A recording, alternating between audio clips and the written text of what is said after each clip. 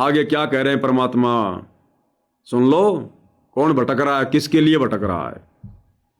बच्चों, परमात्मा हमारे लिए भटक रहे हैं। इन पिछली गलतियों से सबक लो, इनको फिर से ना दोहराना। अब शिक्षा लेनी है हमने इन गलतियों से। जैसे आपको बताया है कि कबीर भगवान है, ये सारी सृष्टि के रचने वाले हैं, ये हमारे पिता, हमारे जनक है, हमारे कष्टों को दूर करने वाले, संकट मोचन यही है। लेकिन हम इनको छोड़कर अन्य उपासना करते रहे हैं। जैसे गीता अध्याय 16 श्लोक 23 और 24। ध्यान से सुनना भी है, ये सुनने में तो आसान सा लगता है, हमने बहुत बार सुन लिया। गीता अध्याय 16 श्लोक नंबर 23 और 24, जो व्यक्ति शास्त्र विधि को त्याग के मनमाना आचरण करते हैं उनको ना कोई सुख होता है, ना कोई लाभ होता है, ना उनकी गति होती है, टोटल व्यर्थ। हमें याद हो गया क्योंकि गुरुदेव ने हजारों बार सुनाया। लेकिन सुनाया क्यों? क्या हमने विचार किया? सुना किसको रहे गुरुदेव, आप और हमें? तो क्या हमने कभी विचार किया कि गुरुदेव क्या कहना चाह रहे हैं? अब सुनो ध्यान से।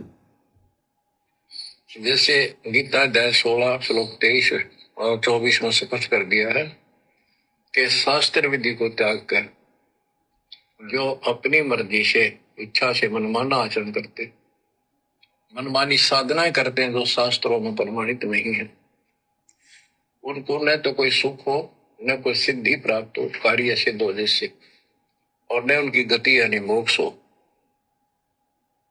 तो भक्ति करते इसी के लिए है। ये तीनों नहीं हुए तो उस भक्ति का फायदा क्या? जड़े ढोने वाली बात। तो क्या बताया गुरुदेव भगवान ने? शास्त्र विधि को त्याग कर जो मनमाना आचरण करते हैं उनको कोई लाभ नहीं, कोई फायदा नहीं, मोक्ष नहीं होगा। अब गुरुदेव भगवान आप और हमें समझा रहे हैं, ये तत्व ज्ञान है। आप और हमारे लिए शास्त्र क्या है?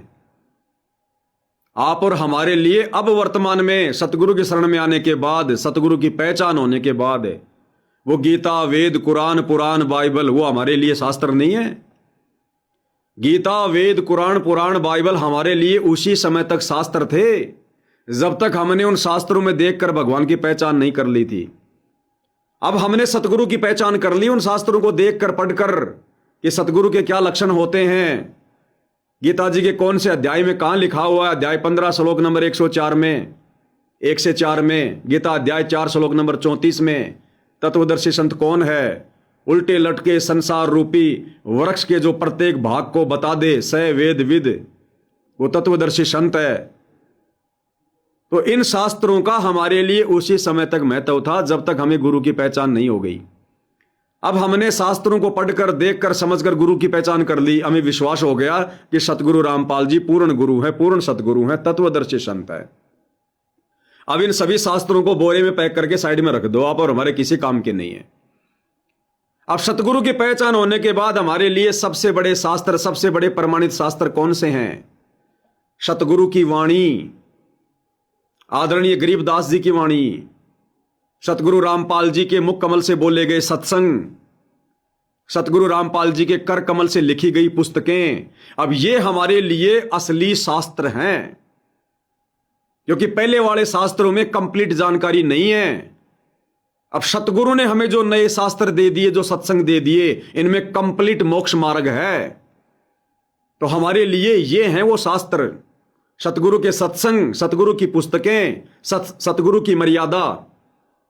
अब यदि हम शास्त्र विधि को त्याग कर, अब यदि हम भगत भाई बहन इस शास्त्र विधि को त्याग कर, जो शास्त्र विधि सतगुरु ने अपने सत्संगों में बता दी, पुस्तकों में लिख दी, अब यदि हम इस शास्त्र विधि को त्याग कर मनमाना आचरण करेंगे, हमारा मोक्ष नहीं होगा, गति नहीं होगी।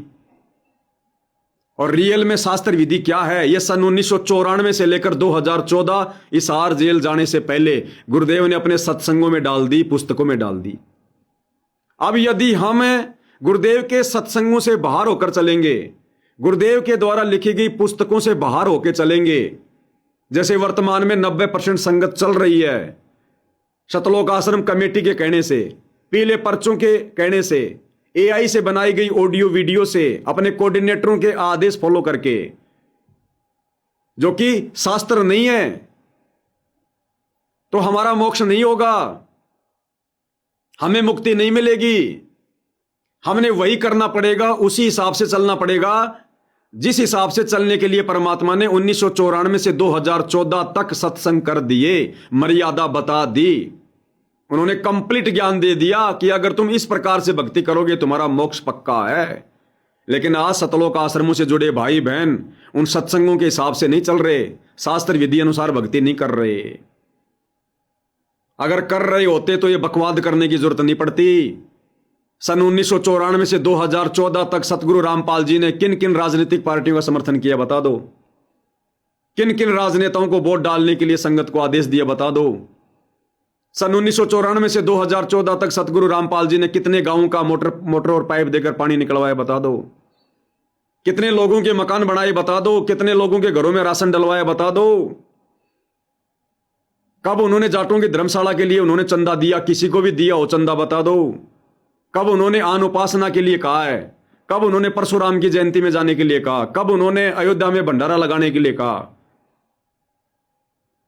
तो आज संगत क्या कर रही है? सतलोक आश्रमों से जुड़ी संगत सन 1994 से 2014 तक सतगुरु रामपाल जी ने हमें जो शास्त्र विधि दी है, क्या उसके अनुसार चल रही है? क्या आज से पहले इस कबीर भगवान ने किसी के मकान बनाए?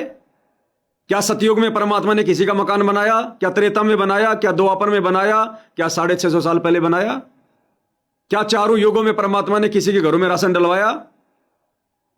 क्या चारों युगों में आज से पहले कभी बाढ़ नहीं आई? क्या परमात्मा ने बाढ़ का पानी निकलवाने का उस समय के अनुसार कोई यत्न किया, कोई प्रयत्न किया, या सब अपने कर्मों का भोग भोग रहे हैं? यहां वही सुखी होगा जो सतगुरु की शरण में होगा, उसके ऊपर परमात्मा आपत्ति नहीं आने देगा। अपने भगत को परमात्मा 100 यत्न करके बचाएगा। दुनिया की भगवान ने ठेकेदारी नहीं ले रखी। तो फिर आज ये सतलोक आश्रम कमेटी वाले जबरदस्ती के ठेकेदार क्यों बन रहे हैं भाई? क्यों अपने कर्म फोड़ लिए? क्यों संगत के कर्म फोड़ दिए? क्यों हजारों करोड़ रुपया संगत का बर्बाद कर दिया? इसलिए गुरुदेव भगवान कह रहे हैं कि शास्त्र विधि को त्याग कर जो मनमाना आचरण करेगा उसका मोक्ष नहीं है, ना उसकी गति है, ना सिद्धियां होंगी, यानी उसको भक्ति में सफलता नहीं मिलेगी। तो ये है असली शास्त्र विधि, सतगुरु रामपाल जी के सत्संग। हम सोचते हैं ये तो गुरुजी दुनिया वालों के लिए कह रहे हैं, जो मंदिर में जाते हैं, मस्जिद में जाते हैं, उनके लिए कह रहे हैं गुरुजी। अरे गुरुजी के सत्संग सबके लिए होते हैं, जगत के लिए भी, भगत के लिए भी। सभी परमात्मा की आत्मा है। भक्तों ने अपने हिसाब से समझना होता है, जगत ने अपने हिसाब से समझना होता है। तो 90% संगत जो आश्रमों से जुड़ी है धोखा खा गई। शास्त्र विधि के अनुसार केवल सात संगति से जुड़े हुए भाई बहन भक्ति कर रहे हैं, केवल सात संगति से जुड़े हुए भाई बहन। तो गति किसकी होगी, मुक्ति किसकी होगी? आने वाले समय में सफल कौन होगा, सुखी कौन होगा? ये विचार कर लेना भाई। अब आगे क्या कह रहे हैं गुरुदेव? तो बच्चों, आपको बताया सभी वेदों और ग्रंथों से सिद्ध कर दिया कि कबीर भगवान है। वेदों को तो पूरा विश्व मानता है और हिंदू समाज तो इस पे कुर्बान है। उसके बाद दूसरा नंबर गीता, वेदों से भी प्रथम आ चुकी है वर्तमान में, क्योंकि इसमें ज्ञान बिल्कुल संक्षिप्त में और बहुत सीरीज में। तो इसलिए इनमें सबसे आपको प्रमाणित कर दिया कि कौन सी भक्ति करनी है, कौन सी ना करनी। गीता अध्याय श्लोक 23 में तो 16 के 23 में तो बता ही दिया कि शास्त्र विधि को त्याग कर नाचन करते उनको कोई यूज नहीं। 24 में कहा कि इससे तेरे लिए अर्जुन। अब गीता अध्याय 16 श्लोक नंबर 24 क्या कह रहा है कि अर्जुन, अब तेरे लिए शास्त्र ही प्रमाण है कि कौन से कर्म करने चाहिए और कौन से कर्म नहीं करने चाहिए, कौन से भक्ति कर्म करने चाहिए, कौन से भक्ति कर्म नहीं करने चाहिए। शास्त्र ही प्रमाण है। तो संगत ने लोगों के मकान बनवाने थे या नहीं बनवाने थे? सतलोक आश्रम कमेटी को इनको पात्रों को चंदा देना था, पैसा देना था, दान धर्म का, या नहीं देना था? इन आश्रमों में गुरु की गैर हाजिरी में जाकर ज्योति पाठ करवाना था या नहीं करवाना था? आश्रम वालों के कहने पर राजनेताओं की रैलियों में धक्के खाने थे या नहीं खाने थे? इसके लिए अर्जुन तेरे लिए शास्त्र ही प्रमाण है। तो असली शास्त्र हमारे लिए क्या? गुरु जी के सत्संग, गुरु जी की पुस्तकें, उनमें इन बातों का, इन बकवादों का कहीं जिक्र नहीं है। तो संगत ने क्या किया? गीता अध्याय 16 श्लोक नंबर 24 को ध्यान से नहीं समझा। गीता अध्याय 16 श्लोक नंबर 24 के अनुसार, अपने गुरुजी के बताए अनुसार संगत नहीं चली। कौन चला? सात संगति से जुड़े भाई बहन चले। तो सफल कौन होंगे? सात संगति से जुड़े भाई बहन। 24 में कहा कि इससे तेरे लिए अर्जुन शास्त्र ही प्रमाण है। कर्तव्य तो साधना करने योग्य है और अकर्तव्य जो ना करने वाली है, इन्हीं के आधार से करो।